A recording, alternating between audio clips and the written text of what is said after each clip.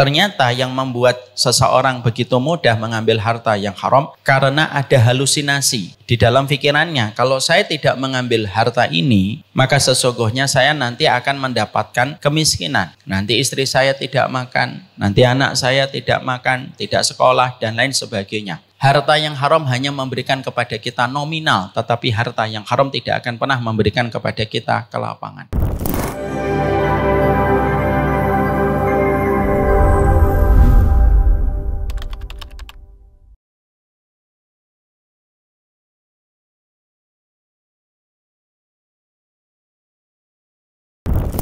Alhamdulillah, tentunya senantiasa kita bersyukur kepada Allah atas setiap nikmat yang Allah berikan kepada kita.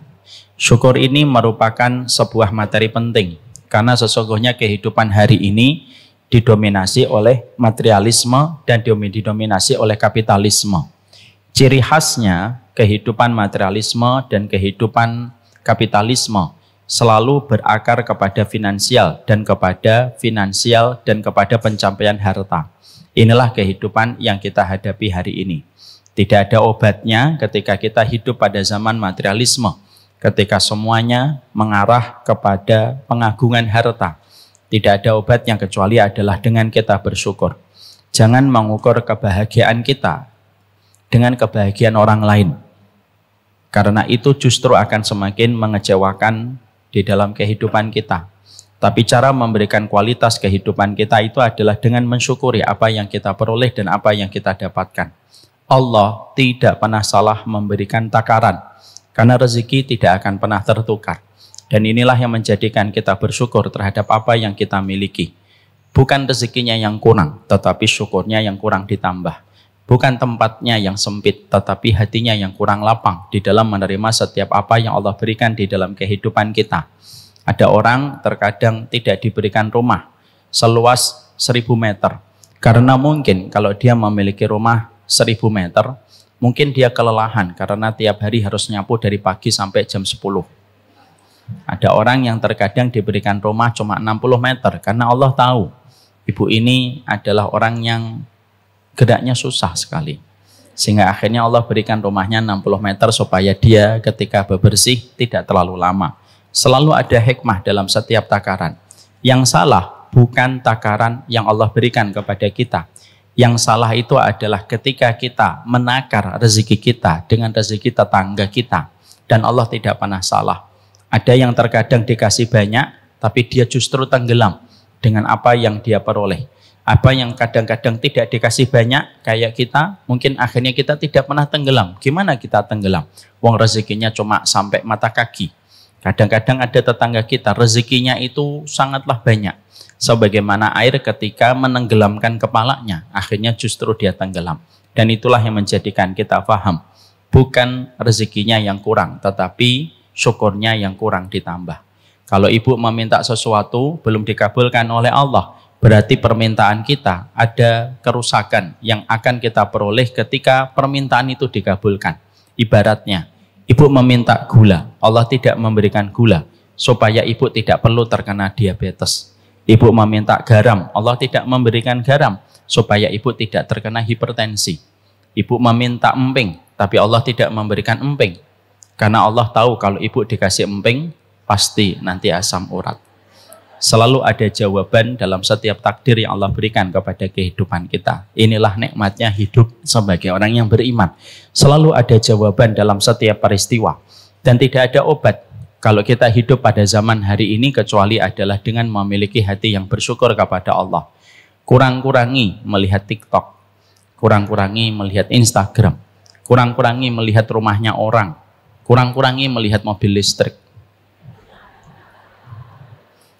Saya tuh heran hari ini setiap melihat berita itu, mobil listrik aja setiap hari. Nanti malah kesetrum kita.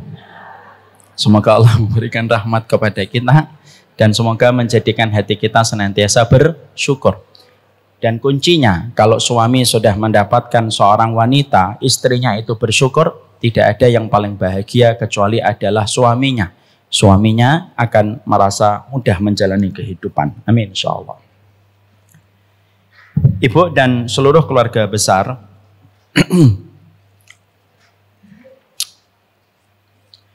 Keluarga besar Masjid Al-Munawwarah, kita pada kesempatan hari ini akan melanjutkan perjalanan panjang dan perjalanan maraton kita. Bagaimana kita menjaga keluarga kita tercinta dari pusaran fitnah. Tidak ada perkara yang paling merusak kehidupan kita kecuali adalah fitnah. Dan tidak ada yang paling merusak kecuali adalah ketika kita mendapatkan gelombangnya. Kalau kita sering mendapati gelombang elektromagnetik, itu bisa merusak otak dengan berbagai macam frekuensi, maka gelombang fitnah itu perkara yang paling merusak kehidupan manusia. Tidaklah karat ketika merusak besi, kecuali memerlukan waktu. Tidaklah fitnah ketika menerpa kepada satu keluarga, kecuali rusaknya tidak memerlukan waktu yang lama. Makanya kata Rasulullah, ada orang di pagi harinya dia beriman, kalau sudah terkena fitnah, sore harinya dia sudah menjadi kafir. Tidaklah seseorang ketika sore harinya, ketika dia beriman, kecuali pagi harinya bisa menjadi kafir kalau sudah terkena fitnah. Karena fitnah itu bisa datang dari mana saja. Bahkan terkadang ketika kita mendapatkan ujian, ujian pun bisa fitnah. Yang akhirnya bisa meruntuhkan kita, merubuhkan kita. Ketika kita tidak mengerti dan kita tidak paham bagaimana menyikapi setiap fitnah yang ada pada kehidupan kita. Inilah pentingnya kita mencari ilmu. Karena sesungguhnya tidak ada sikap keimanan yang paling utama kecuali adalah bagaimana kita menjaga dari fitnah di dalam perjalanan kita dan keluarga yang kita cintai. Kita kemarin pada pertemuan yang terakhir kita membahas salah satu di antara identifikasi keluarga pada zaman fitnah itu apa? Tidaklah keluarga itu ketika pada zaman fitnah, kecuali mayoritas setiap keluarga begitu menggampangkan ketika mereka mencari rezeki. Dan ketika mereka begitu gampang mendapatkan harta, sehingga mereka tidak pernah pedulikan dari mana harta itu didapatkan, bagaimana statusnya di sisi Allah, dan bagaimana tingkat keharaman dan tingkat syubhat pada harta yang dia dapatkan. Padahal kita paham, tidak ada perkara yang paling merusak keberkahan antara suami istri, antara seorang bapak dengan seorang anak, kecuali ketika seseorang begitu gampang membuka pintu kantongnya dan pintu rumahnya dengan harta yang haram. Inilah yang menjadikan kita kemarin membahas intinya sunnah itu 3. Yang pertama menjaga niat, yang kedua menjaga ilmu, dan yang ketiga menjaga dari harta-harta yang syubhat. Makanya kalau ada orang ngaji sekian puluh tahun tetapi pekerjaannya masih banyak bersinggungan dengan yang haram, maka sebagian ulama mengatakan ngajinya gagal. Kalau ada orang mengatakan saya ngaji sudah lama Ustadz 15 tahun tapi pekerjaannya masih semi-semi syubhat, berarti ngajinya kurang memberikan kepadanya berkah. Maka kalau kita berkah ngajinya, kita berkah kajiannya, maka intinya 3. Hati-hati selalu berbicara masalah niat, hati-hati di dalam membicarakan setiap dalil yang menjadi landasan ibadah, dan yang ketiga hati-hati ketika membicarakan masalah harta. Karena masalah harta itu masalah besar. Selama kita selalu menjaga bagaimana urusan harta kita, insya Allah kita masih mendapatkan pertolongan. Tidaklah satu keluarga ketika di dalamnya masih ada harta yang halal, maka Allah memberikan pertolongan dan Allah memberikan perlindungan. Kalaupun mereka masih suka bermaksiat, satu waktu mereka diselamatkan oleh Allah. Tapi kalau satu keluarga sudah memasukkan harta yang haram, satu persatu hukuman akan Allah berikan, dan hukuman itu terkadang lebih cepat dari apa yang dia bayangkan. Kaedahnya simpel. Harta itu kalau diambil dengan cara yang halal, hisabnya panjang. Dan harta itu ketika diambil dengan cara yang haram, maka adabnya sangatlah pedih. Mendapatkan harta 1 juta tapi bersih dari syubhat, bersih dari haram, itu jauh lebih baik daripada kita mendapatkan 1 miliar tetapi penuh dengan syubhat dan penuh dengan yang haram. Mendapatkan 1 miliar dengan harta yang sangat halal, itu lebih baik daripada mendapatkan 100 juta tetapi tidak halal. Jadi inilah yang menjadikan kita akhirnya paham sekali bagaimana komitmen kita pada harta itu adalah bagaimana kita menjaga keluarga kita dari harta yang haram. Ini sudah kita sampaikan pertemuan kita sebelumnya. Sebelum kita melanjutkan chapter kita tentang menjaga keluarga kita tercinta dari pusaran fitnah, sebelum kita membahas tentang tema antara si kaya dan antara si kaya dan miskin pada zaman fitnah, kita membicarakan terlebih dahulu satu perkara yang penting. Apa perkara yang penting? Mari kita bicara tentang 5 perkara yang menyebabkan orang kenapa mereka masih mudah untuk mengambil harta yang haram. Padahal kajian sudah sering diikuti, taklim sudah banyak di mana-mana. Tapi kenapa orang hari ini masih mudah untuk mencari harta yang haram? Bahkan kalau ibu dan bapak ingin tahu betapa lengketnya dan betapa dekatnya kita dengan harta yang haram, bahkan kalau kita membuka media sosial, mungkin kita membuka platform YouTube, kita masih sering menjumpai betapa pinjaman-pinjaman riba pun masih banyak di sekitar kita. Setiap waktu iklannya jor-joran. Dan ketika kita mendapati bahwasanya salah satu krisis masyarakat kita hari ini adalah pinjol, dan kita sepakat pinjol itu menggunakan riba, maka inilah yang menjadikan kita mungkin bertanya, kenapa kita hidup pada zaman ketika orang begitu mudah mengambil harta yang haram. Bahkan notabene mereka yang sudah ngaji, bahkan notabene mereka yang terkadang sudah berprofesi sebagai seorang ustadz. Apa yang menjadikan seseorang itu mudah untuk mengambil harta yang haram? Kenapa orang begitu mudah untuk rusak pagernya untuk menjaga dari harta yang haram? Padahal kita sepakat mengerti, tidaklah Nabi Adam dikeluarkan dari surga, kecuali dikeluarkan dari surga karena perkara yang berkaitan tentang makanan yang haram. Ketika dia makan buah yang diharamkan oleh Allah. Dan ternyata itulah pemicu Nabi Adam dikeluarkan dari surga, berkaitan pada sesuatu yang haram. Kalau yang haram, dampaknya kita lihat, dampaknya kita jumpai, pertanyaan kita. Mari kita bertanya sama ulama, kenapa itu bisa terjadi? Gampang mengambil harta yang haram, sekaligus pula mendiagnosa diri kita. Kenapa diri kita sekali lagi mudah untuk mengambil harta yang haram? Padahal yang diambil tidak sebanding dengan apa yang dikorbankan. Dan kalau boleh saya menyampaikan, ibu dan bapak, harta yang haram itu selalu meminta tumbal. Bukan hanya dukun yang meminta tumbal ketika kita datang kepadanya. Bukan hanya tempat pesugihan yang meminta tumbal ketika kita meminta pesugihan. Tetapi ketika kita rela dan mengambil harta yang haram, maka pada dasarnya itu pun pasti meminta tumbal. Tumbal itu adalah hukuman yang Allah pasti berikan kepada kita ketika kita tidak disiplin sesuai dengan apa yang Allah perintahkan. Saya mengulang kembali satu kisah, mungkin ibu-ibu pernah ada yang mendengar, saya ulang kembali kisah sederhana. Gimana kita mendapati ada seorang suami istri, sudah ngaji, kemana-mana ngaji, pakai motor. Motornya apa Ustadz? Tidak penting, bukan menjadi tema pembahasan kita. Maka kemana-mana beliau naik motor. Maka akhirnya mereka sudah sering ngaji, sampai akhirnya mereka memiliki bisnis roti.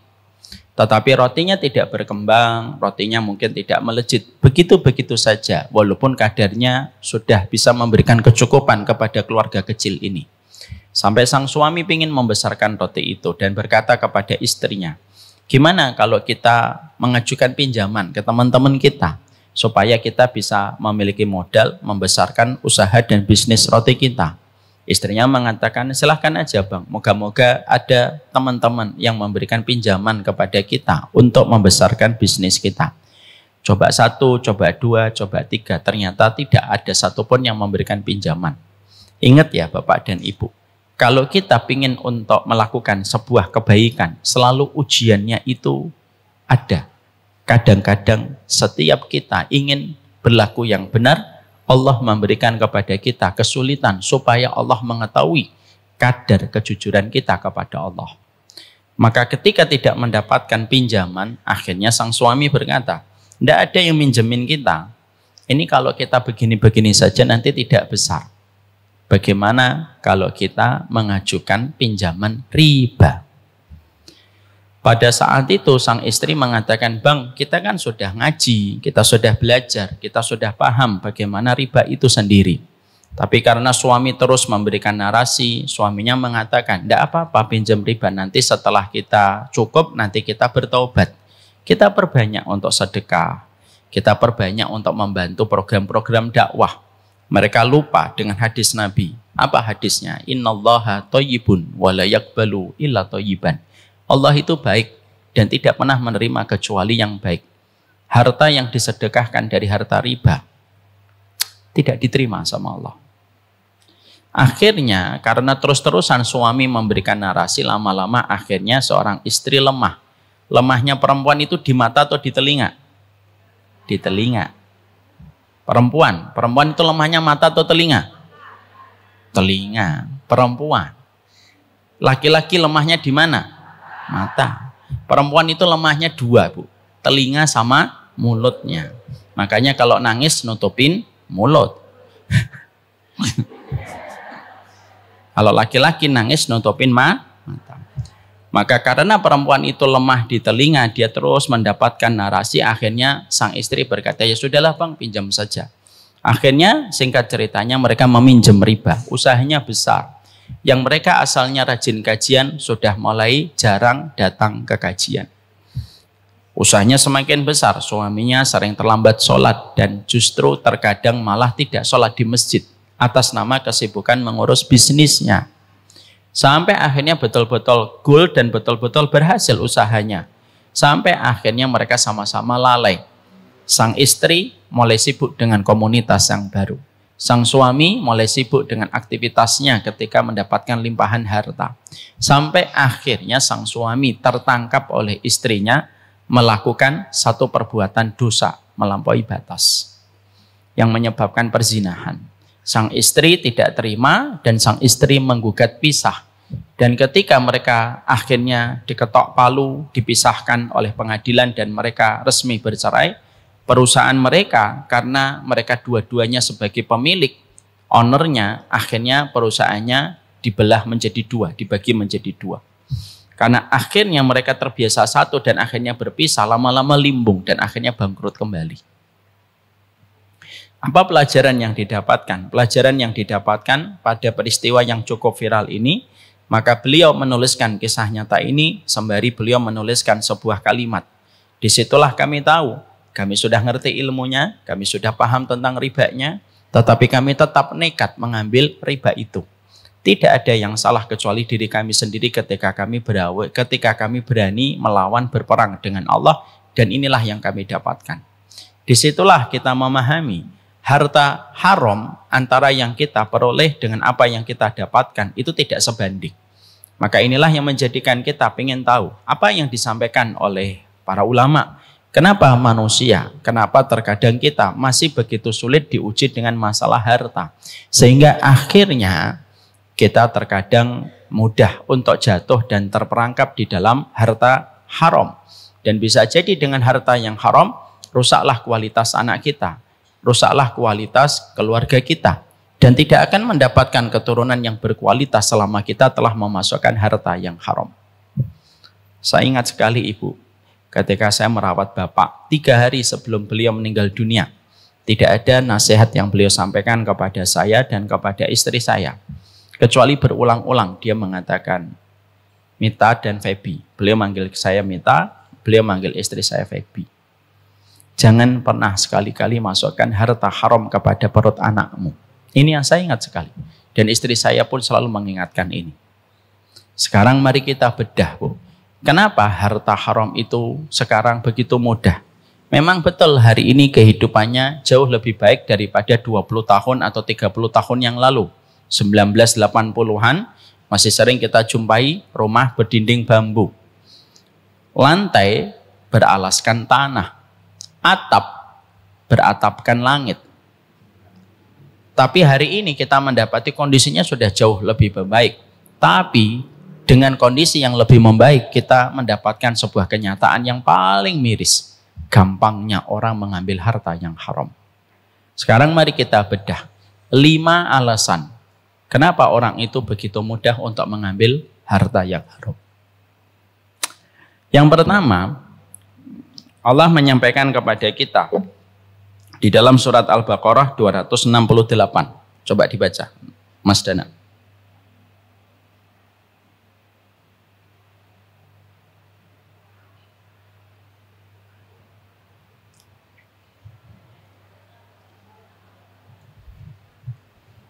Al-Baqarah 268.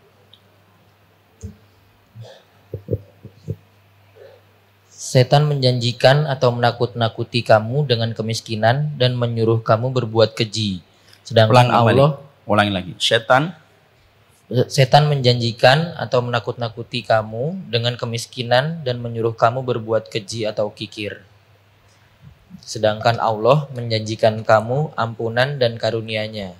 Dan Allah maha luas karunia-Nya, lagi maha mengetahui. Ya.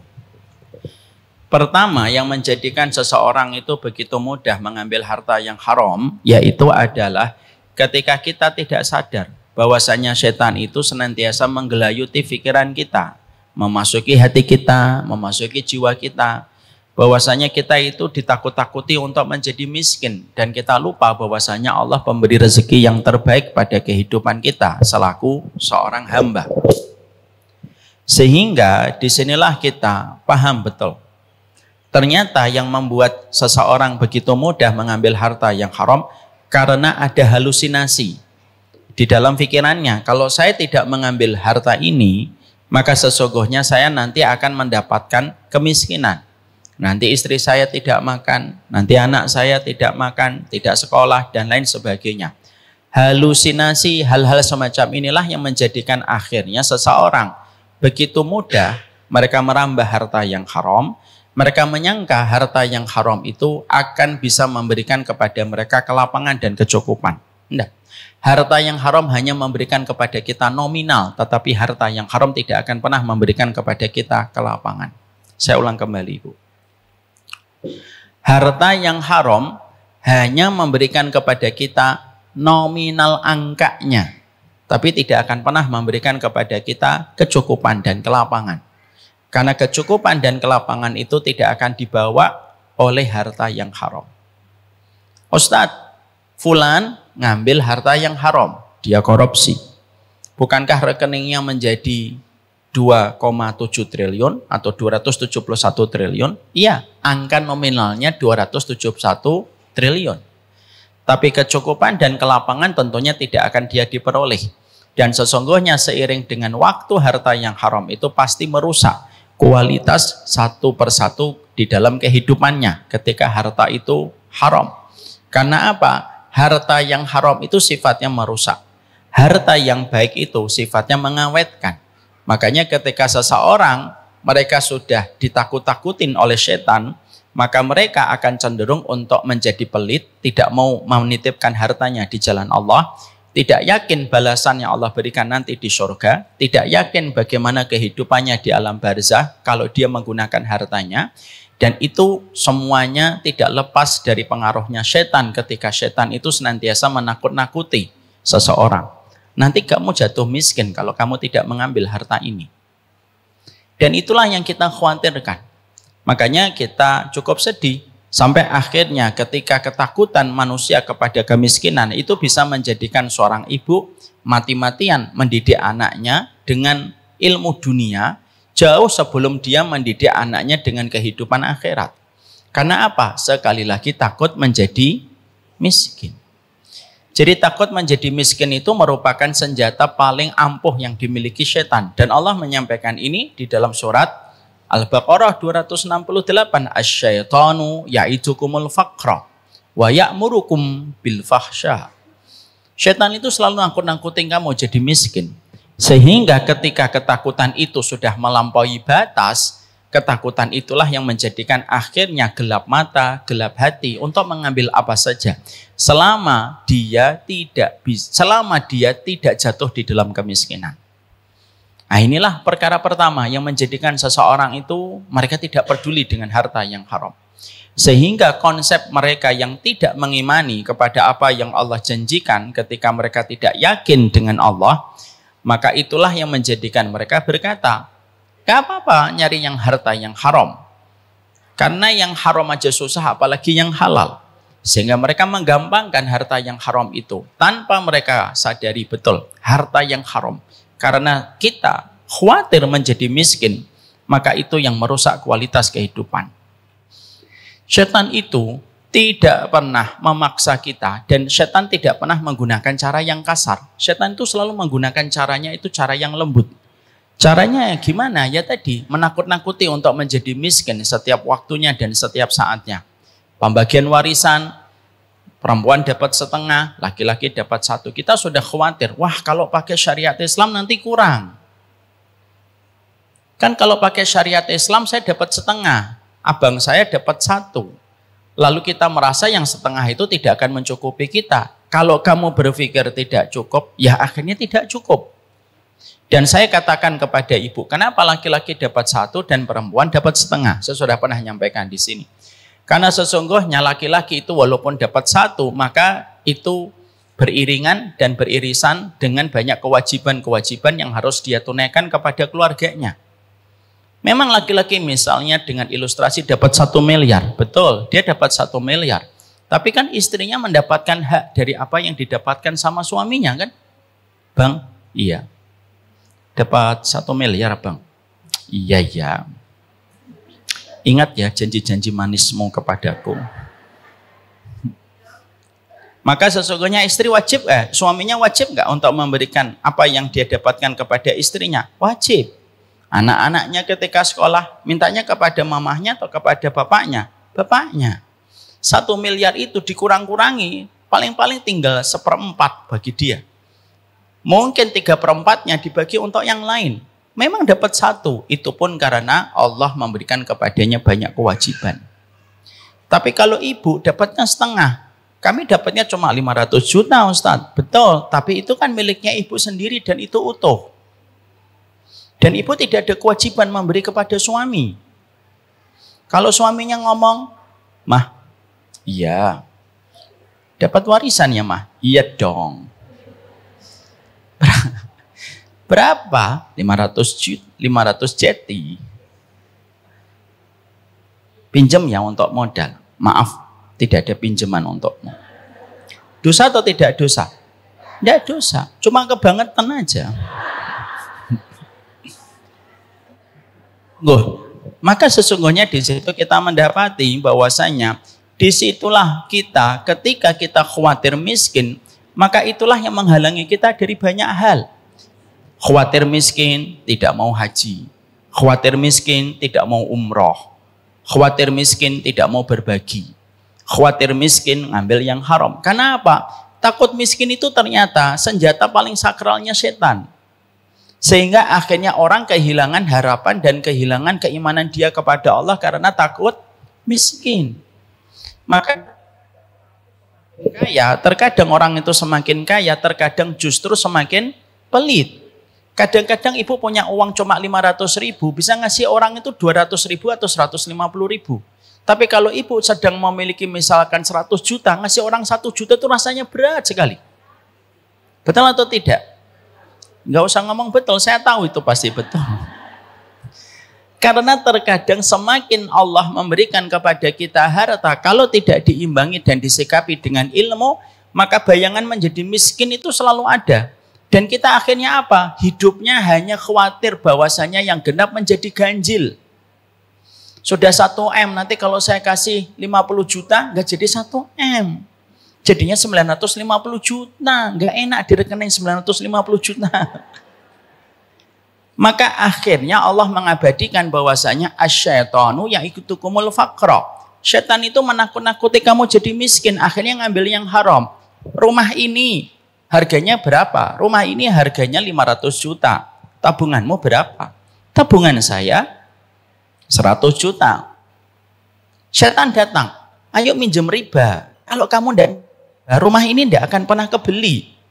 Kalau kamu nabung sampai 5 tahun, mungkin tabunganmu menjadi 500 juta. Tapi harga rumah ini pasti sudah menjadi 800 juta. Harus pakai riba. Nggak bisa sekarang itu kalau beli rumah nggak pakai riba. Akhirnya apa? Karena kita khawatir rumah itu tidak jadi milik kita dan kita khawatir nanti ngontrak terus. Akhirnya apa? Kita mengambil riba. Tanpa kita sadari kalau rumah itu milik kita, walaupun tidak pakai riba pun akan tetap menjadi miliknya kita. Demi Allah, Bu. Tapi kalau rumah itu bukan milik kita, walaupun kita menempuh dengan cara riba hingga cicilan 15 tahun, kalau memang bukan milik kita, rumah itu akan kita jual kalau memang bukan miliknya kita. Karena apa? Meyakini kebenaran jalannya Allah itu tidak menjauhkan rezeki, dan meyakini jalannya setan itu pun tidak mendekatkan rezeki. Tapi kenapa kau orang rela untuk mengambil yang haram? Rela mengambil yang haram, dia takut menjadi miskin. Lalu lupa bahwasanya Allah memberikan kepadanya rezeki dan Allah menjamin rezeki kepada setiap orang yang senantiasa berikhtiar. Dan ini merupakan harga dari konsep keyakinan. Ini harga dari satu konsep keyakinan. Makanya akhirnya yang kita dapatkan adalah kalau orang sudah dalam kondisi jatuh miskin, terutama yang kita lihat konten-konten yang selalu menceritakan tentang finansial, pencapaian harta, pencapaian rezeki, anak khawatir kalau tontonan kita lebih bersifat kepada apa yang didapatkan dari materi dan finansial, lama-lama akhirnya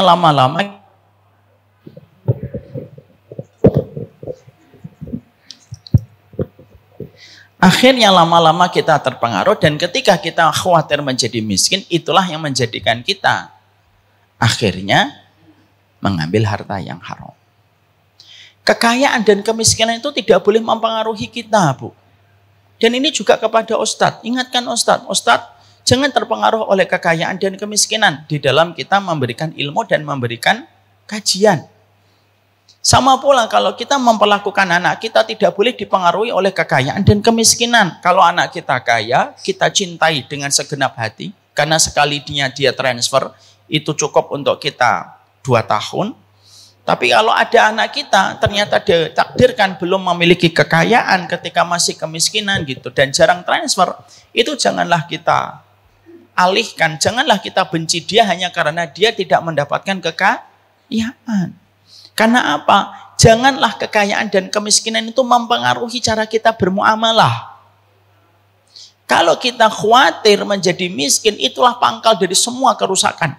Pangkal dari semua kerusakan itu khawatir menjadi miskin. Akhirnya kalau kita khawatir menjadi miskin, akhirnya penyakit yang paling dekat apa? Yang paling dekat itu bakhil. Padahal bakhil itu merusak.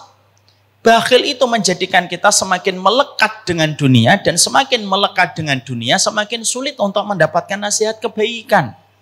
Dan Allah akan memberikan kepada kita hukuman. Hukuman Allah tidak selalu dengan banjir bandang. Hukuman Allah itu tidak selalu dengan tsunami. Hukuman Allah tidak selalu dengan gempa. Kadang-kadang hukuman dari Allah itu apa? Kamu diberikan harta yang banyak, tapi harta yang banyak itu semakin menjadikan kamu gandrung dengan dunia, bermaksiat kepada Allah menjadi semakin sering, tetapi kamu tidak memberikan kontribusi untuk memberikan manfaat kepada orang di sekitar kamu. Dan itu pun termasuk hukuman dari Allah. Makanya kita buka di dalam surat Al-An'am 44. Tolong dibaca. Al-An'am 44. Dicari di Google biar cepat.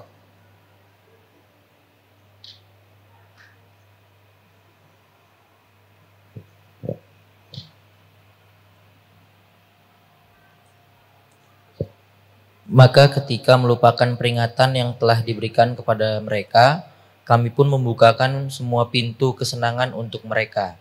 Sehingga ketika mereka bergembira dengan apa yang telah diberikan kepada mereka, kami siksa mereka secara tiba-tiba. Maka ketika itu mereka terdiam putus asa. Tuh.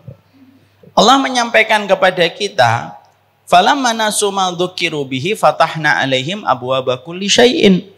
Kalau kami dapati manusia itu sudah lupa, tidak peduli halal dan haram, tidak peduli tentang syariat, justru orang yang terkadang tidak peduli tentang halal dan haram itu biasanya nggak miskin, dikayakan oleh Allah. Dan Allah sudah menyampaikan itu secara jelas, gamblang.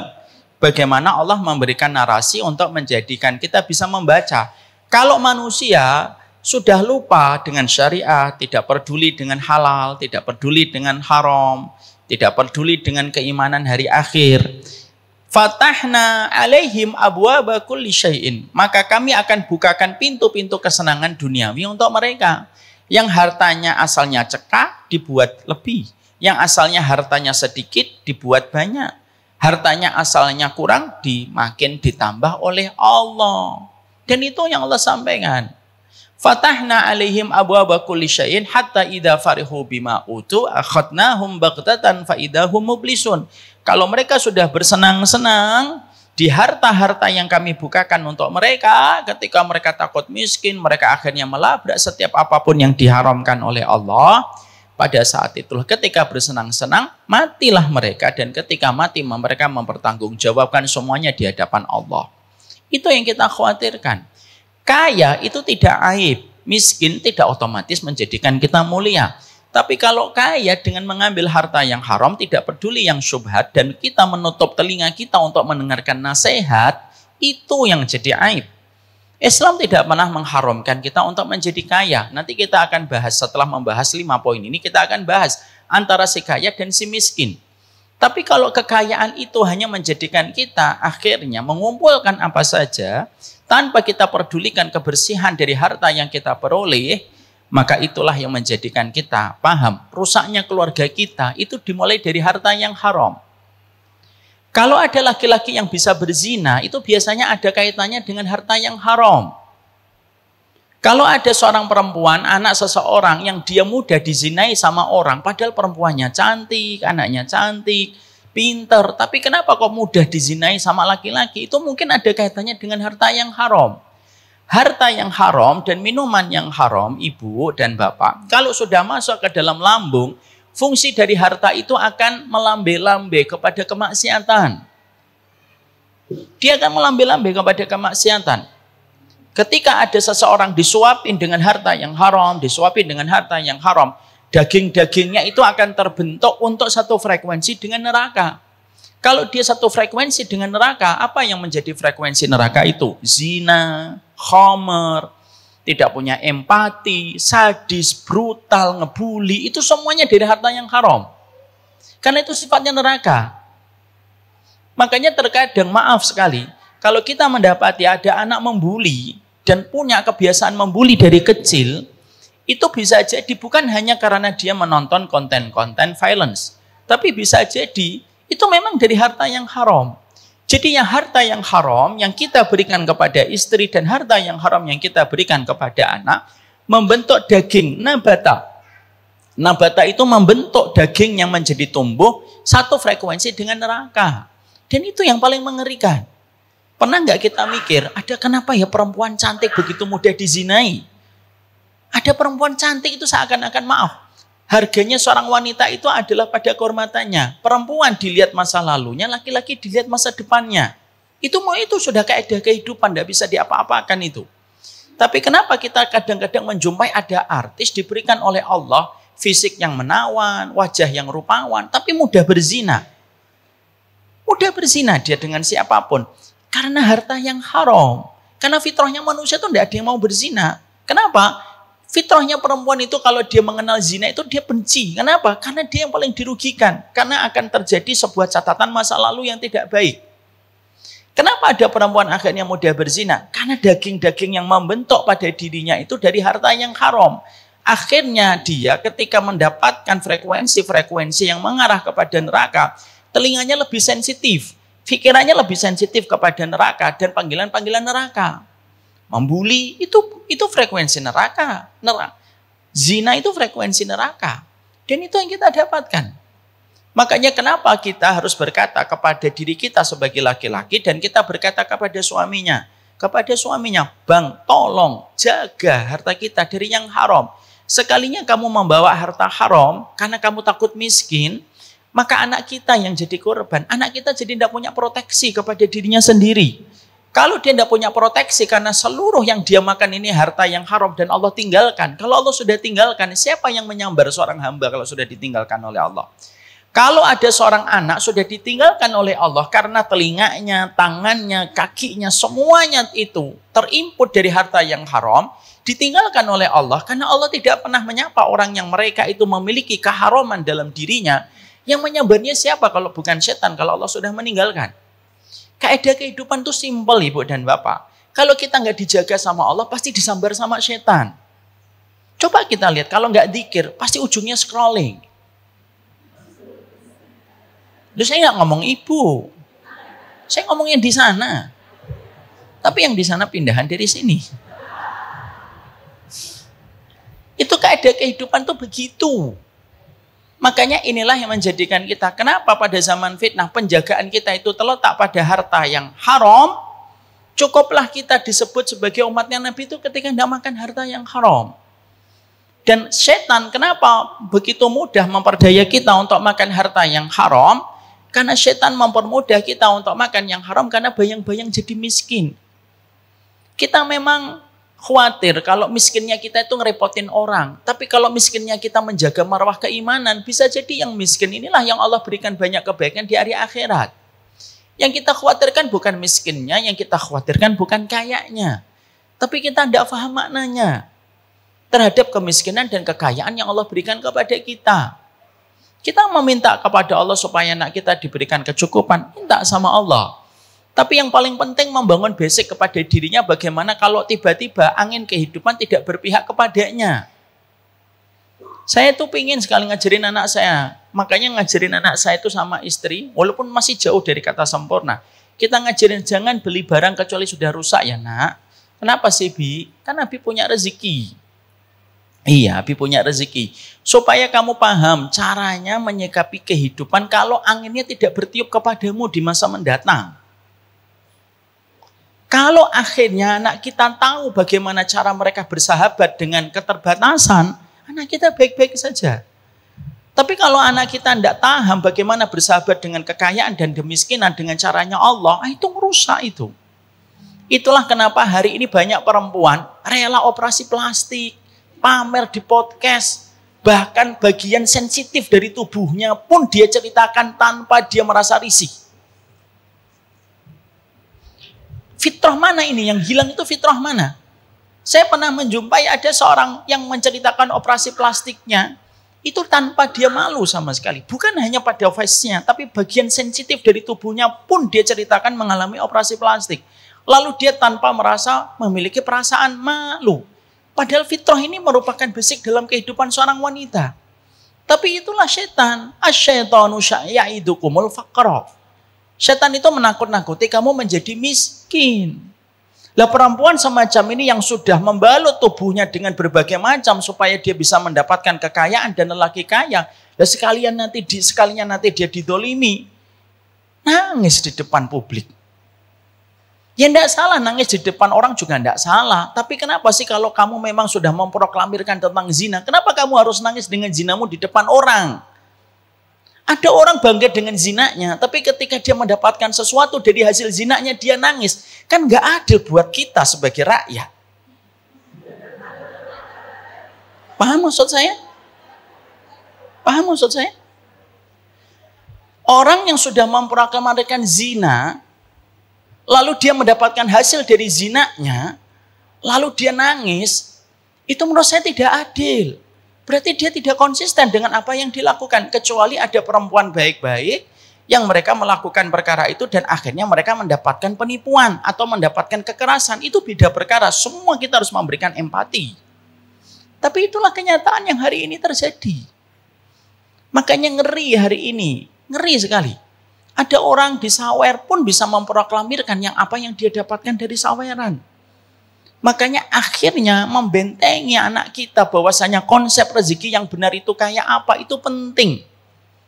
Saya sama anak saya nomor 2 itu sudah saya sampaikan mana profesi yang boleh dan mana profesi yang tidak boleh. Ya. Saya sampaikan Bang, ini profesi yang boleh ya, ini profesi yang tidak boleh. Tertarik apapun kamu dengan profesi ini, Abi tidak ridho kamu mengambil profesi ini. Kalau profesi ini silahkan, apapun selain dari profesi ini silahkan. Yang dilarang selalu lebih sedikit daripada yang dihalalkan. Kita diharamkan dari khamr, yang dihalalkan lebih banyak. Ini bukan berarti ini khamr ya, ini kopi. Yang diharamkan alkohol, yang boleh apa? Es jeruk, es teh. Yang di sini nggak ada es jeruk, nggak ada es teh. Yang diperbolehkan selalu lebih banyak. Maka disitulah kita akhirnya memahami kenapa orang ngambil harta yang haram. Maka itu berdasarkan kepada surat Al-Baqarah 268 jatuh miskin. Ibu-ibu, saya minta tolong banget. Ibu-ibu itu partnernya kami, para dai. Karena yang menyampaikan ilmu pertama kali itu ibu-ibu sebelum bapaknya. Sampaikan kepada anak-anak kita, nak, miskin dan kaya itu takdir dari Allah. Yang penting kamu tetap berusaha. Kamu berikhtiar, apakah nanti nasibnya kamu sama kayak bapakmu, kaya raya? Ibu juga tidak bisa menjamin. Tapi kalau kamu miskin tetapi kamu menjaga untuk tidak meminta-minta, itu mulia. Kalaupun kamu menjadi kaya tetapi kamu bersyukur, itu juga mulia. Tapi apapun kehidupan yang nanti kamu akan dapatkan ketika angin tidak bertiup kepada hidupmu, kalau angin tidak bertiup kepada hidupmu, jangan marah sama Allah. Loh, hari ini Gen Z, Bu, saya mendapati Gen Z itu banyak yang marah sama orang tuanya gara-gara orang tuanya cuma tukang ojol. Pernah dapetin videonya? Ada seorang anak perempuan marah-marah sama bapaknya gara-gara bapaknya cuma tukang ojol. Naudzubillah min dzalik. Ada yang marah-marah karena bapaknya tukang sapu di pinggir jalan. Itu yang kita harus sampaikan. Makanya kita harus memegang. Kita harus ngelawan sebuah narasi dan sebuah tayangan yang dibuat oleh setan. Setan itu nakut-nakutin kamu jadi miskin. Kita terlalu lama ngelihat kekayaan orang, Bu. Lama-lama kita jadi benci miskin. Ibu lihat tiap waktu.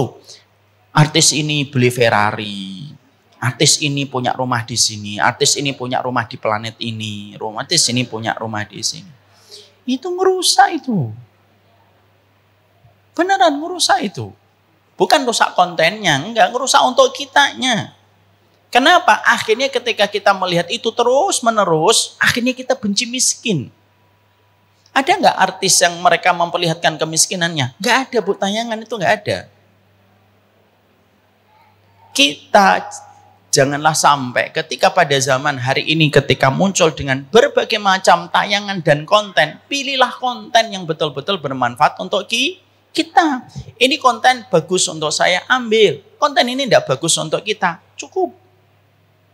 Ada orang kaya yang menampilkan, ada orang kaya yang memperlihatkan bagaimana dia memiliki kontribusi untuk orang di sekitarnya, ambil, tidak apa-apa itu. Tapi kalau hanya memperlihatkan ini kamar saya itu harganya 5 miliar, kamar doang. Tidak usah dilihat. Itu rezeki buat dia. Tapi kalau kita lama-lama ngelihat, lama-lama itu akhirnya kita nggak bisa berdamai dengan keterbatasan. Saya ambilkan contoh. Ibu, kalau ibu terbiasa minum manis, minum air tawar itu rasa pahit atau tidak? Iya. Kapan minuman terasa pahit? Kalau ibu terbiasa minum yang manis banget. Tapi kalau kita terbiasa untuk... Sampai mana tadi? Ya, nah, kalau kita terbiasa untuk minum yang pahit, maka kadang-kadang kita bisa lebih cepat untuk beradaptasi dengan yang manis. Dari pahit ke manis itu lebih mudah beradaptasi, tapi dari manis ke pahit itu susah beradaptasi. Ya atau tidak? Keadaannya lidah itu kan begitu. Cek sama anak kita dari kecil minumin manis terus, semuanya coklat manis. Coba kasih teh tawar, gitu. Itu anak kita. Kenapa? Karena dia terbiasa yang manis. Sama, Bu, mata kita ini kalau suka melihat yang manis-manis terus, tayangan ini, mobilnya ini, rumahnya begini, kitchen setnya harganya, satu anggaran negara habis gitu. Kita akhirnya tidak siap untuk melihat yang pahit. Kita nggak nyalah-nyalahin konten, nggak, yang kita salin itu diri kita. Kenapa harus melihat itu untuk kita sebagai penuntut ilmu? Makanya musuhnya para ustadz tuh hari ini bukan hanya kebodohan, Bu. Musuhnya ustadz hari ini tuh apa? Tayangan TikTok. Itu musuhnya para ustadz. Karena apa? Ngelawan narasi dari TikTok itu kadang-kadang susah. Karena ibu ngaji paling lama 1,5 jam. Ya kan, ini dari 7:30 ini udah jam 9. Paling lama ngaji itu 1,5 jam. TikTok scrolling, bisa 5 jam. Belum CO. Belum yang orange itu. Itu yang pertama. Paham di sini? Yang kedua, kenapa orang itu mudah untuk mengambil harta yang haram? Orang itu mudah ketika mereka untuk mengambil harta yang haram karena mereka tidak pernah tahu bagaimana jahatnya harta yang haram itu merusak kehidupan dia. Mengambil harta yang haram itu persis sebagaimana kita meletakkan besi, terkena hujan dan terkena panas, yang secara pelan tapi pasti akan tumbuh karatnya. Itulah harta yang haram. Orang itu kalau tidak paham bagaimana jahatnya harta yang haram itu merusak kehidupan dia, dan bisa jadi pertengkaran demi pertengkaran ibu bisa lakukan, itu disebabkan harta yang haram. Pernah nggak kita ngecek gitu ya, kenapa ya kok setengah tahun ini saya lebih banyak bertengkar? Itu bisa jadi, kata para ulama, tidaklah satu keluarga mengalami cekcok, pertengkaran, hal-hal kecil jadi masalah besar. Masalah pintu kamar tidak ditutup jadi panjang. Masalah lampu pengennya yang satu mati, yang satu terang benderang. Itu menjadi cekcok. Tidaklah perkara kecil terkadang bisa menjadi besar. Itu karena pemicunya harta haram itu memasukkan api neraka ke dalam perutnya. Lah api neraka itu selalu meniupkan permusuhan dan pertikaian. Ya. Jadi yang dinamakan harta yang haram itu selalu meniupkan pertikaian dan permusuhan karena harta haram itu datang dari setan. Mana dalilnya Ustadz kalau harta yang haram itu selalu menimbulkan pertikaian dan permusuhan? Harta haram itu selalu menimbulkan pertikaian dan permusuhan. Mari kita lihat.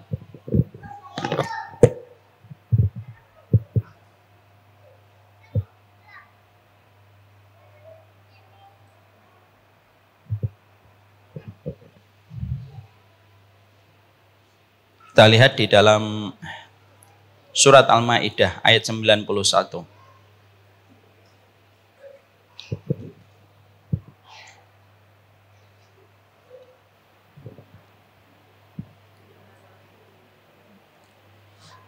Sesungguhnya setan itu hanyalah bermaksud hendak menimbulkan permusuhan dan kebencian di antara kamu lantaran meminum khamr. Sesungguhnya setan hanyalah bermaksud hendak menimbulkan permusuhan dan kebencian di antara kamu. Menimbulkan permusuhan dan kebencian. Jadi ini yang dijadikan dalil surat Al-Maidah 91 oleh para ulama. Harta haram itu begitu, Bu. Makanya kalau orang rebutan proyek haram, itu tidak akan pernah bertahan lama. Kalau tujuannya itu hanya untuk mengumpulkan harta tanpa memperdulikan haram ataupun halal. Tidaklah seorang anak jauh dari orang tuanya kecuali salah satunya karena sebab harta yang haram. Makanya ada satu kaidah yang disampaikan oleh para ulama, wa jazaa'u sayyi'atin sayyi'atum misluha. Balasan atas setiap keburukan itu keburukan yang datang setelahnya. Kalau harta haram itu keburukan, pasti menimbulkan keburukan setelahnya. Apa keburukan yang paling dekat dari harta yang haram? Pertikaian dan permusuhan. Sehingga akhirnya Allah yang melembutkan hati manusia, setan yang menjadikan hati manusia bertikai dan bermusuhan. Pertikaian dan permusuhan itulah yang selalu ditimbulkan dari harta yang haram. Makanya akhirnya sering kita jumpai, kenapa banyak orang, anak-anak, kita sering menjumpai di kasus-kasus realita hari ini, baik itu di sosial media ataupun di dalam kenyataan yang kita jumpai. Banyak orang kaya raya men-treat anaknya dengan banyak sekali fasilitas-fasilitas mewah, tapi ternyata bondingnya dengan orang tua itu lemah sekali. Bisa jadi itu harta yang haram. Saya pernah mendapati kisah nyata sekitar 2 pekan yang lalu, ada seorang ibu-ibu cerita dia punya teman. Temannya ini punya anak perempuannya itu diletakkan di Swiss, Bu. Dari SD, SMP, SMA, kuliah di Swiss. Tapi setelah orang tuanya itu mulai renta dan dia sudah selesai kuliah di Swiss lalu kerja dan kerjanya di Indonesia, baru aja pulang setahun 2 tahun dia langsung menempatkan orang tuanya itu di panti jompo. Ketika ditanya, "Loh, kamu kok tempatkan orang tuamu di panti jompo gitu?" "Iya, enggak apa-apa. Toh saya juga nggak pernah bareng sama dia kok selama ini. Kan saya selama ini dari kecil sampai besar di Swiss." Kenapa dia begitu tega dan tidak memiliki empati? Karena harta haram itu mengikis empati. Allah sampaikan ini dalam surat Al-Maidah 91, Al-Baghdha, Al-Adawatu wal-Baghdha, yaitu adalah menimbulkan permusuhan dan kebencian. Makanya tadi saya menyampaikan kan di poin yang pertama, bisa jadi seseorang itu jatuh dalam perzinahan, itu kasusnya itu ada kaitannya dengan harta yang haram. Itulah ngerusaknya harta yang haram yang kedua. Kenapa orang itu mengambil harta yang haram? Dia tidak tahu betapa dahsyatnya harta yang haram itu merusak keberkahan di dalam hidupnya. Yang ketiga, kenapa harta haram itu mudah untuk didapatkan? Kalau hati sudah tidak bersyukur, kalau kita sudah tidak bersyukur dan menetapkan standar kebahagiaan kita berdasarkan angka nominal, kalau kita sudah tidak bersyukur, maka pasti kita akan senantiasa merasa kekurangan. Kalau sudah merasa kurang, maka berapapun harta itu akan diambil supaya bisa menutupi rasa khawatirnya terhadap kekurangan. Tidak syukurnya manusia terhadap apa yang Allah berikan kepadanya, itulah yang menjadikan dia terus mengambil harta yang haram, harta yang haram, harta yang haram. Dan harta yang haram tidak akan pernah memberikan kepada kita kecukupan. Yang keempat, kenapa orang itu mengambil harta yang haram? Karena dia tidak mendapatkan support system yang baik. Istrinya tidak pernah menasehati, anaknya tidak pernah memberikan masukan. Bahkan istrinya yang selalu merongrong supaya suaminya itu bisa mendapatkan harta sebanyak mungkin. Sehingga akhirnya suami itu gelap mata. Kenapa? Karena sekalinya dia pulang tidak membawa harta yang halal, maka pasti istrinya itu membuka front pertempuran. Sehingga akhirnya tidaklah seorang laki-laki ngambil yang haram itu karena kondisi seorang istri yang tidak memiliki sikap qanaah. Makanya ibu, saya sampaikan, saya tuh ingin mendidik ibu. Tidak apa-apa, saya tiap bulan datang dari Bekasi ke sini. Walaupun jauh sekali. Dan kalau libur saya dikritik, tidak apa-apa lah. Saya senang datang ke sini, tapi salah satu yang ingin saya sampaikan, ibu harus menjadi support system untuk suaminya. Kalau ibu tiba-tiba mendapati harta suaminya tiba-tiba naik 200 kali lipat daripada sebelumnya yang biasanya cuma 500 juta, kok sekarang tiba-tiba 50 miliar, ibu tanya. Ibu tanya dari mana? Jangan ketika suaminya ngomong tadi nemu di pinggir jalan, oh iya, diterima. Bersikap selektif itu penting, walaupun kita tidak boleh untuk kasar kepada sang suami. Saya ingatkan ibu, kalau suami berbuat dosa, ibu terkena tanggung jawabnya enggak di hadapan Allah? Ibu terkena tanggung jawabnya enggak di hadapan Allah? Enggak. Tapi mengingatkannya itu merupakan kewajiban. Tapi ingat, mengingatkannya dengan cara yang ma'ruf. Kenapa? Ngomong sama pemimpin itu enggak boleh ngomong sama bawahan. Jangan ditanggepin. Lihat-lihat suaminya dong Ustaz. Jangan gitu. Suami sama semuanya.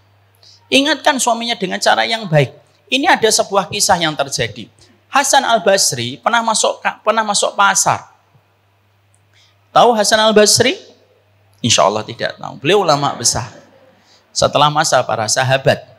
Hasan Al-Basri itu masuk ke pasar. Lihat orang jualannya itu brutal jualannya. Dia bersumpah, demi Allah, demi Allah, demi Allah, demi Allah, demi Allah, begitu. Padahal dia berdusta. Lalu Hasan Al-Basri mengatakan, betapa buruknya bermuamalah di dalam perdagangan dengan cara semacam itu. Setelah sekian bulan, dia bertemu lagi dengan pedagang yang sama, orangnya sama. Lalu ternyata caranya itu jauh lebih indah dan jauh lebih syar'i daripada kondisi sebelumnya. Hasan Al-Basri itu kan kaget. Lalu tanya, kok kondisi kamu beberapa bulan yang lalu begini, kok sekarang berbeda? Apa yang menjadikan kamu berubah dan kamu hati-hati sekali ketika kamu berdagang hari ini yang aku jumpai? Perhatikan jawaban dari pedagang ini dan ini memberikan kepada kita sebuah insight. Iya, beberapa waktu yang lalu aku mendapatkan istri saya, selalu dia mengingatkan tentang nominal sebelum aku berangkat. Dan tidaklah yang pertama kali dicek olehnya ketika aku pulang kecuali berapa harta yang aku bawa pulang. Karena dia selalu memperdulikan nominal, maka itulah yang membuatku membabi buta untuk mencari rezeki supaya aku tidak berkonfrontasi dengan istriku. Lalu akhirnya istriku diwafatkan oleh Allah. Mungkin dia juga bersyukur kali itu. Ini tambahan dari saya. Maka diwafatkan oleh Allah, bercanda. Maka diwafatkan oleh Allah, menikah kembali dengan seorang perempuan. Yang kedua ini jauh lebih baik daripada yang pertama. Dan tidaklah dia melepas suaminya kecuali dengan mengatakan bertakwalah kamu kepada Allah Dan tidaklah dia menyambut suaminya kecuali dia mengatakan pertama kali setiap suaminya pulang itu apa? Kami sabar kalau kami lapar, tapi kami tidak sabar kalau kamu membawa api neraka pulang ke dalam rumah. Nanti ngomong gitu Bu ke suaminya. Nanti kalau ibu ngomong kayak gitu langsung diginikan sama suaminya. Tapi perkataan para istri dulu yang bagus sekali, makanya anak-anaknya berkualitas. Apa perkataan mereka? Nasbir alal ju' wala nasbir alan nar. Itu perkataan paling indah yang pernah keluar dari mulutnya perempuan-perempuan terdahulu. Kami sabar mas kalau kami lapar, tapi kami nggak sabar kalau kamu itu membawa api neraka untuk keluarga kita. Karena ketika kita bersabar dengan keterbatasan, mungkin gajinya cuma UMR 5 juta sampai 6 juta. Tapi kalaupun gaji kita cuma 5 juta ataupun 6 juta UMR, tapi itu bersih dan halal, itu akan menjadi benih-benih yang menumbuhkan buah-buah manis di kehidupan masa mendatang. Mungkin cuma 5 juta, tapi anaknya cinta sama ibu.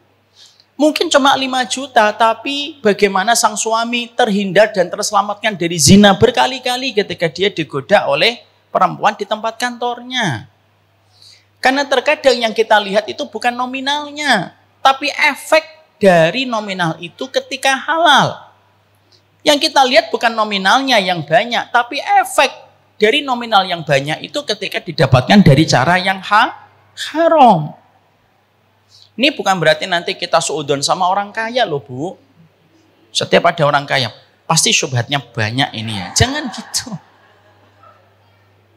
Sekali lagi banyak orang masuk surga karena kekayaan. Nanti kita akan bahas, mana yang lebih utama, miskin yang sabar atau kaya yang bersyukur? Pikir dulu kalau ditanya, jawab aja langsung. Kalau saya tanya, mana yang lebih utama? Kaya yang bersyukur, mana dalilnya? Nanti kita jawab. Tapi disitulah kita memahami poin yang keempat. Kenapa orang banyak mengambil harta yang haram? Karena sesungguhnya ketika mereka mengambil harta yang haram, karena support sistemnya itu nggak mereka peroleh. Jadilah support system terbaik untuk suaminya. Itu yang keempat. Yang kelima, yang terakhir. Kenapa orang itu ngambil harta yang haram? Lemah. Lemah imannya kepada kematian. Kalau orang sudah lemah imannya kepada kematian, maka dia tidak peduli. Selama dia bisa membangun istana di muka bumi, maka itu yang lebih penting daripada memikirkan kehidupannya di bawah tanah. Kita sering memikirkan kehidupan yang enak di atas tanah, tetapi lupa memikirkan kehidupan yang enak di bawah tanah. Jangan membabi buta mendapatkan dunia sampai cara yang haram. Karena ketika mati, semuanya itu hanya menjadi mimpi. Kata Umar bin Khattab, kamu nyari mati-matian, nyari dunia dengan cara yang haram, itu kayak kamu menggenggamnya di waktu kamu bermimpi. Setelah kamu mati, hartamu dari timur ke barat tidak ada satupun yang ada di telapak tangan ketika kita sudah di bawah tanah. Itu yang kita harus ingat. Makanya kematian itu nasihat si kaya. Ambil yang halal. Supaya kekayaanmu tidak menjadi adab untukmu di kuburan. Kematian itu menjadi nasihat untuk si miskin. Kenapa? Semiskin-miskinnya kita di dunia tetap ada batasannya. Kalau kita ridho, maka ketika meninggal dunia kemiskinan tidak akan dibawa nanti di akhirat. Dan itulah mari kita perbaiki cara kita. Si kaya belum tentu mulia, si miskin belum tentu hina. Sebaliknya, si miskin belum tentu mulia, si kaya belum tentu hina. Itu tergantung kita. Tapi penjagaan kita sama harta itu termasuk salah satu poin yang ditekan oleh Nabi. Kalau ingin menjadi keluarga muslim yang selamat pada zaman fitnah, perhatikan masalah perputaran rezekimu, hartamu. Karena itulah yang membedakan orang yang menjadi umatnya Nabi dengan orang yang tidak menjadi umatnya Nabi. Yang membedakan antara kita iman hari akhir dengan iman kapitalisme itu beda. Makanya maaf, saya paling tidak setuju kalau banyak ustadz selalu menarasikan setiap perintahnya Allah selalu dibawa dalam konteks kekayaan. Kita ini bukan agama materialisme. Sholawat nanti biar kaya.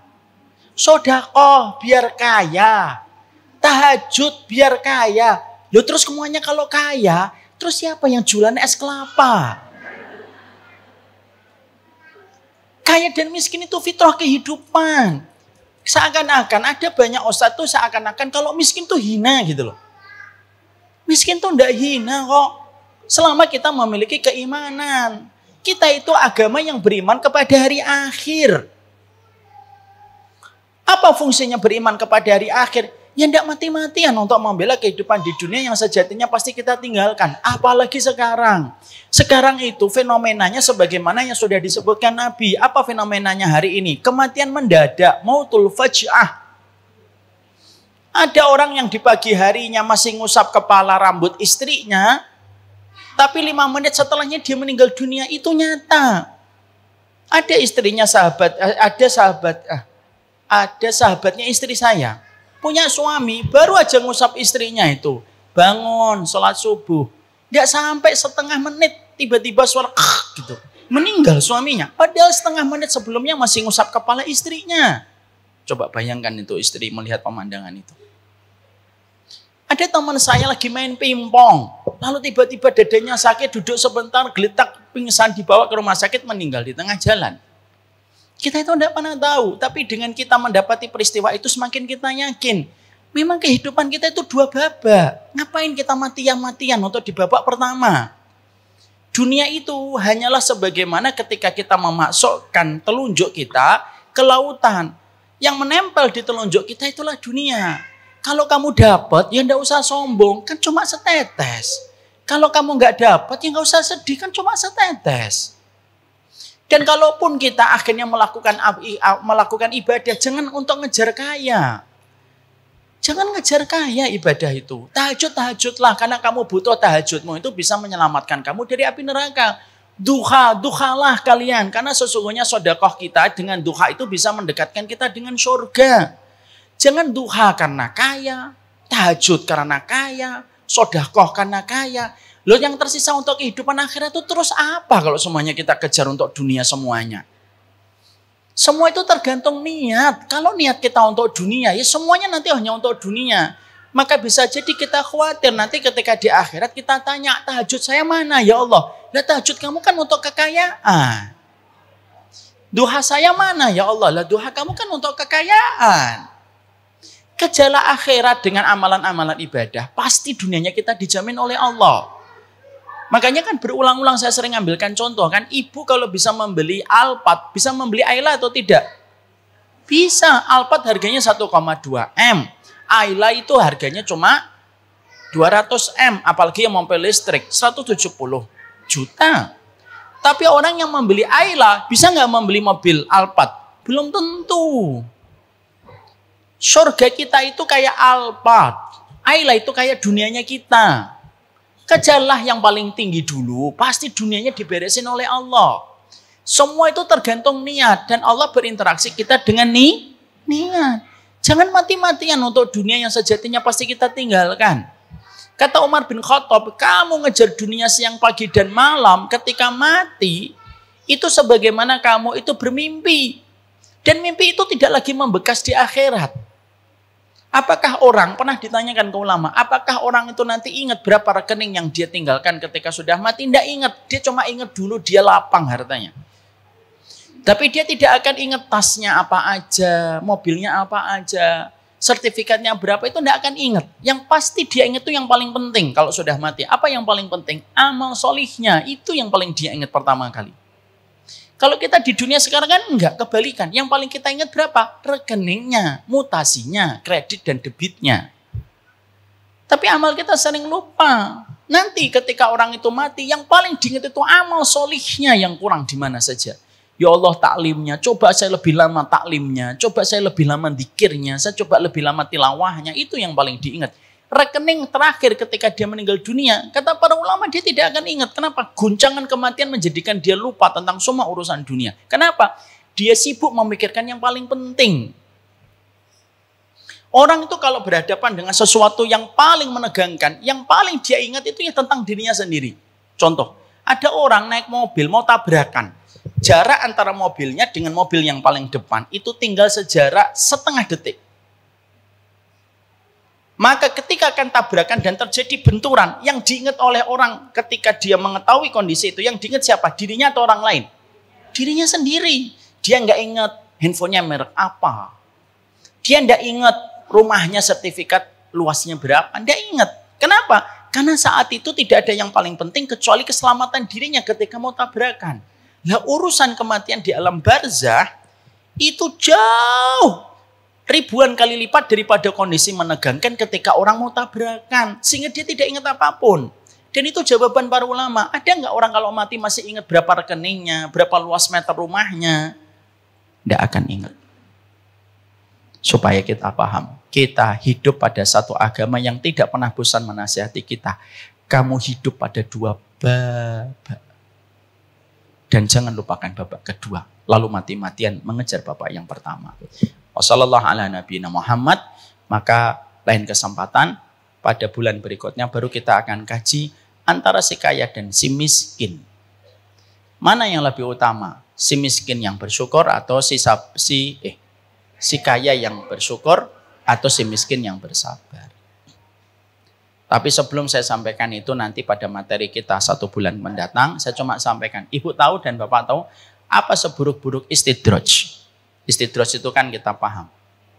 Seburuk-buruk istidraj adalah orang ketika miskinnya tidak menjadikan dia taat. Seburuk-buruknya istidraj. Barakallahu fikum, ini yang dapat saya sampaikan. Semoga Allah memberkahi kita. Saya pada kesempatan hari ini mungkin tidak membuka pertanyaan dulu. Semoga Allah menuntun kita kepada apa yang Allah cintai dan apa yang Allah ridhoi.